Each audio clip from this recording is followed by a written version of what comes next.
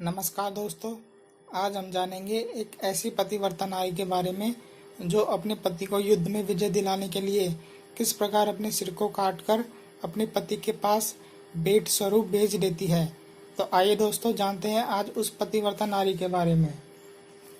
चित्तौड़ के सिंहासन पर राणा राज सिंह आसीन थे। बादशाह औरंगजेब ने रूपनगढ़ की राजकन्या से विवाह करना चाहा। राजकुमारी चंचल कुमारी या रूपवती ने चित्तौड़ के राणा के पास पत्र भेजा कि क्या राज सिंह सिसोदिया कुलभूषण के जीते जी राजहंसनी का विवाह गिद्ध से होगा। राणा सहायता के लिए वचनबद्ध हो गए और शूरवीर चूड़ावत के यह कहने पर कि जब तक आप राठौर कन्या का पानी ग्रहण कर उदयपुर न लौट आएंगे, मैं शाही सेना को मार्ग में ही रोक कर रखूंगा।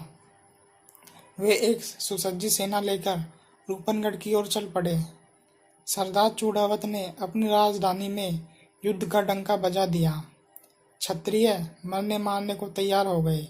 राणा के लिए प्रयाण करते समय सरदार ने अपनी नवविवाहिता यौवनोन्मादिनी रानी को देखा। उसका मुख फीका पड़ गया। वह न आगे बढ़ सका न पीछे ही आ सका।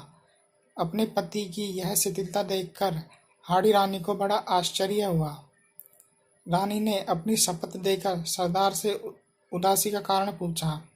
सरदार ने सारी बातें बतला दी और कहा कि मुझे मरने से कुछ भी भय नहीं है, वीर तो रण में मरते ही हैं। मुझे चिंता केवल इस बात की है कि तुमने विवाह का कुछ भी सुख नहीं देखा।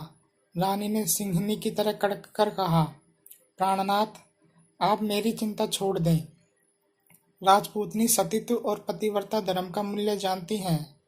यदि आप रणक्षेत्र में विजय पाएंगे तो इससे बढ़कर मेरे लिए और कौन सा सुख होगा। पर मैं आपको विश्वास दिलाती हूँ कि यदि आप रणक्षेत्र में दिव्यलोक को प्रयाण कर जाएंगे तो मैं सती होकर आपको वहां भी दाम्पत्य सुख से संतुष्ट करूंगी। इस कथन में कुछ भी संदेह नहीं करना चाहिए। सरदार को विश्वास न हो सका कि उसके मरने के बाद उसकी तरुण रानी सती होगी।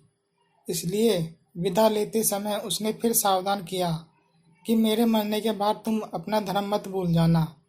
राजधानी में जब घोषा बजने लगा तो उसने विश्वासपात्र सेवक से उसके पास फिर उसी तरह का संदेश भेजा, क्योंकि उसे भय था कि स्वर्ग में वह कहीं दाम्पत्य सुख से वंचित न रह जाए।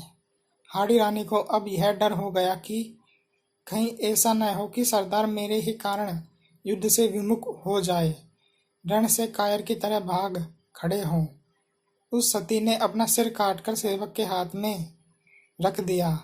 सिर काटने के पहले उसने कहा था कि पति देव से कह देना, मैं पहले ही सती होकर देवलोक की यात्रा कर रही हूँ और आपको प्रेम के चिन्ह स्वरूप यह भेंट भेज रही हूँ। इसे लेकर आप रणभूमि में पधारें और विजय प्राप्त करके यशलाभ करें। देवलोक में हम दोनों का पुनः सम्मेलन होगा। वीर चूड़ावत रानी हाड़ी का सिर देखकर आनंदित हो उठा और दुगने उत्साह से युद्ध करने लगा। हाड़ी रानी का यह आत्म बलिदान सर्वथा स्तुल्य है। इतिहास में ऐसी ही देवियों के नाम स्वर्ण अक्षरों में लिखे जाते हैं। तो दोस्तों, ये थी रानी हाड़ी की कहानी जिसने अपने सिर को काटकर अपने पति के पास भेज दिया। तो दोस्तों, उम्मीद है आपको ये कहानी अच्छी लगी होगी। ऐसी ही और कहानी सुनने के लिए इस चैनल को सब्सक्राइब करें।